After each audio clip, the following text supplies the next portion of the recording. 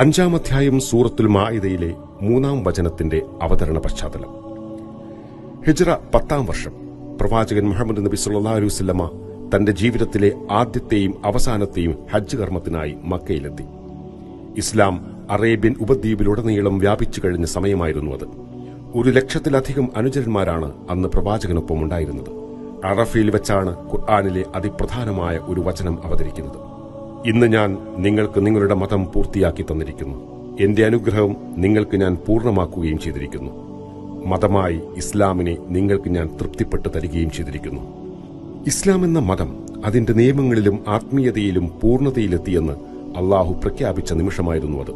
മനുഷ്യജീവിതത്തിനാവശ്യമായ എല്ലാ മാർഗനിർദ്ദേശങ്ങളും ഖുർആനിലൂടെയും പ്രവാചകചര്യയിലൂടെയും നൽകപ്പെട്ടു കഴിഞ്ഞു എന്നതിന്റെ സാക്ഷ്യപത്രമാണിത്. ഇനി മറ്റൊരു മതമോ പുതിയ നിയമങ്ങളോ മനുഷ്യരാശിക്ക് ആവശ്യമില്ലാത്ത വിധം ഇസ്ലാം സമ്പൂർണമായിരിക്കുന്നു. മതനിയമങ്ങൾ പൂർത്തിയായി എന്ന് അള്ളാഹു പ്രഖ്യാപിച്ചതോടെ പ്രവാചകന്റെ ഈ ലോകത്തോടുള്ള വിടവാങ്ങൽ അടുത്തിരിക്കുന്നു എന്ന് സ്വഹാബികൾ തിരിച്ചറിഞ്ഞു. ഈ വചനം അവതരിച്ച് ഏകദേശം 81 ദിവസങ്ങൾക്ക് ശേഷം പ്രവാചകൻ വഫാത്താവുകയും ചെയ്തു. ഓരോ വിശ്വാസിയും ഈ വചനം പാരായണം ചെയ്യുമ്പോൾ ഓർക്കുന്നത് അള്ളാഹു നമുക്ക് നൽകിയ ഏറ്റവും വലിയ അനുഗ്രഹമായ ഇസ്ലാമിനെക്കുറിച്ചാണ്.